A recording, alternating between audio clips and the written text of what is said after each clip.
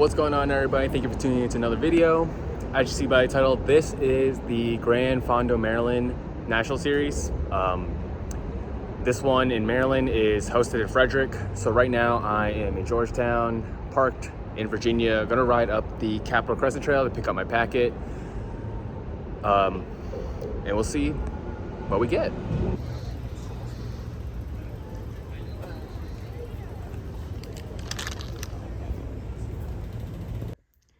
All right, so I just got home from pickup. Came with a goodie bag of a bunch of things. Of course, the jersey. One of the best things about this ride, at least, is my first time doing it. At least you get a jersey with it, so you're not just paying for the ride and getting a t-shirt and so on and so forth. Your number, a nice soft bag to put your things in, and then it comes with a water bottle, a zip holder to put your phone and wallet in, and then a bunch of other coupons and stuff like that. So you'll have to mount the number onto your bike, pin it to the back of your jersey, depending if I wear this one or another one, and then the number on your helmet as well. So it came with the gel, all these things that you might need for the ride, which is really nice. And they came with a sticker, kind of like the pros do. Any of the big tours it'll note where you're climbing, so on and so forth. Let me show you that in a second. So here's a sticker, shows the amount of elevation, the mileage, T1, T2, 8 stations, T3, T4, so the 4 climbs that are timed with the chip. And yeah, so getting prepped up for Sunday when this ride happens, and hopefully we'll get some footage of that.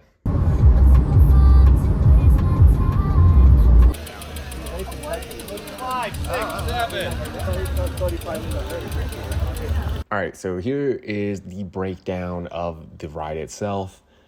This is going to be me commentating for the rest of the video, so if you guys want to skip to certain sections to see what it looks like, I will not have the full length of each time section. There are people on YouTube that have done it, and that gets very lengthy, so I'm just going to put snippets here and there.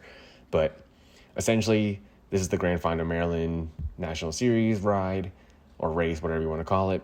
There are 4 time sections, T1, T2, T3, T4.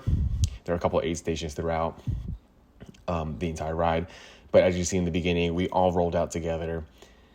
Everyone that is not participating in the national championship starts at 8:30. National champion riders roll out at 8. And after the neutral chilled pace, once you hit T1, everyone starts going. Now that we're beginning T1, you can actually see on the side of the road when the time section starts and when it finishes. They do tell you to note that when you are on the road, you must stay on the right side, just like how you're riding normally. Within that gap, if you're not within that range of where it detects your chip, you will not get time for it. So I've seen people that are like, that would be on the left side of the road where it's empty, but it wouldn't register at the end of the day, so they didn't get time for that. But anyways, with T1, everyone says this is the worst climb. Everyone has fresh legs. You'll see a lot of people passing me, and I'm passing a couple of people as well. But for the most part, majority of people are passing me, and that was me telling myself I need to pace myself throughout this whole 96-mile, 97-mile ride. Didn't want to go out right away. But even then, the steepness of these climbs is pretty crazy. So I was struggling already in the beginning, and I did not have the right gearing for it. At least I don't think I did. So on my bike, it's a 5236 with a 1130 in the back. And I was already dropping down to the 30s, the front ring, and then the 30 in the back. And I felt like this was one of the hardest things I've ever done. Climbing wise, and climbing is not my specialty. It's not something I enjoy doing, but to become a better rider, you obviously have to tackle a lot of experiences you're not really familiar with or wanting to do. So that's the reason why I took on this ride it with a couple friends, and people in the groups I ride with, and see how I play out in the end of the day. So once T1 finishes, it gets pretty steep at the top. You start going downhill. And you'll see one part where on the left side, one of the guys that actually came with to this ride, he slid and fell. He started bleeding, nothing crazy, luckily. Slid right into the grass, but still had a bit of his body sliding on the concrete itself. He wasn't feeling right away, but after he got to aid station 1, he felt fine. Got bandaged up. Shimano was luckily there, helped repair, made some minor adjustments to a bike, so he was rolling right after. Kudos to him. He actually finished a lot faster than I did, and he's a much stronger climber, and he's a lot older than I am, so very, very, very happy that he was able to finish, and hopefully one day I'll be as strong as a rider as he is. Heading into T2, this is my favorite time section, mainly because it's the shortest, and I thought it was one of the easier ones, so I was really happy when I saw the length of it on the chart or the sheet or the ride queue. And as you see, you kind of go up, start climbing a little bit, there's some downhill in it, and then you start climbing again. And it's only about, if I recall, a mile or so long, or mile and a half, and there's not really much to it. I didn't see anyone struggle. I didn't see anyone get off their bike on this section. But again, my favorite part of the ride, just because of how short it was, and the climbs weren't too bad. Now with the aid stations, for when I got to aid station 1, they actually ran out of water, which was not very good because a lot of people were looking for water. They said it'd take about 20 minutes for them to get water. Decided I had about 3/4 of a bottle left, and that would hold me over just to get to the next aid station. So that's the only bad thing I would say about this total ride. It's like, I think they probably should have accounted for a little bit extra water or had more buckets or whatever it may be, so people would have enough water throughout this ride. And if you look at the participant list, it was about 800, 900 people that showed up. I think that's something they probably could take into account. And from the people I was riding with, they said that the year before they didn't have this issue. This year was the first time they've seen it. They did have Coke or Coca-Cola, so drank that to kind of get the carbs and sugar in my body, and grabbed a couple gels, a banana, and decided to move forward. All right, so the final sections, or the final time sections, T3 and T4. T3 wasn't too bad. There are some downhills in it. I think it's actually the second shortest one. So T2 is being the shortest. T3 has a little bit of steeper climb than T2, but not as steep as T1 and not as lengthy as T4. I do believe I forgot to hit record in the middle of this ride for T3. You can see me zigzagging, and a lot of people other zigzagged. I wish I had a better gearing setup, but this is the only bike I have right now. So for my other videos, as you see, I had a giant TCR. I ended up selling it because I thought,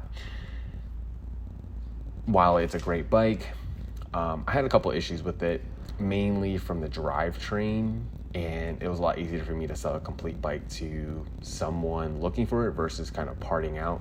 So no issues with the frame, besides kind of being iffy about the external cables and so on and so forth, but not the purpose of the ride.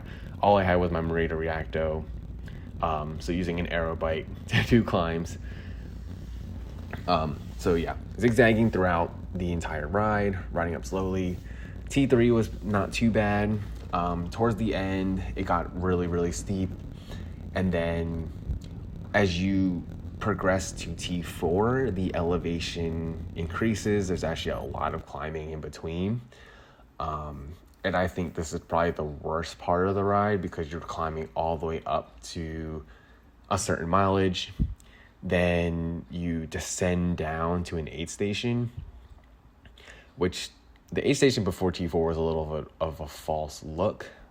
If you look at the ride cue sheet, it looks like it's downhill, and then you start T4 on an uphill. But once you get down to the bottom, you actually have to climb a little bit. Aid station's on the middle of a climb up to T4, and then begin that section. T4 was pretty lengthy. I believe it was about 11 miles long with a bunch of rolling hills here and there, a little bit of a gravel section. So was very, very relieved once I saw the T4 finish sign, but that's not the end of it. You descend down to the last aid station, and then there are two final climbs right after T4, where you finish it all out, end up in some neighborhoods, get back into town, hit a bunch of traffic lights. As you can kind of see in my video, I hit a bunch of them. And then you roll back down to the finish line. So I thought the overall ride was pretty good for what it is. Besides A Station 1 not having water, everything else went pretty smoothly. No issues, no one got hurt, except for my friend at the beginning, but he did not anticipate, I guess, the sharpness of the turn. So everyone else I knew that rode with was content with it. Even talked to a bunch of other people about it. But if you are not a climber, or if this is something you like to do, I think it's a great ride for climbing, testing out your abilities. Would I do it again? I think I would. I probably would opt for the 62-mile one, which is about 6,000 feet of elevation. And that one would probably suffice for at least my needs and my wants. Maybe every now or every couple of years I'll end up doing the 96-mile route again. But as of right now, this was a good challenge for me. It tested my abilities. Actually, a lot of people did not finish if you look at the results. So I'm happy I actually finished the entire ride. Averaged a little over 14 miles an hour. My expectation was, I think, 15.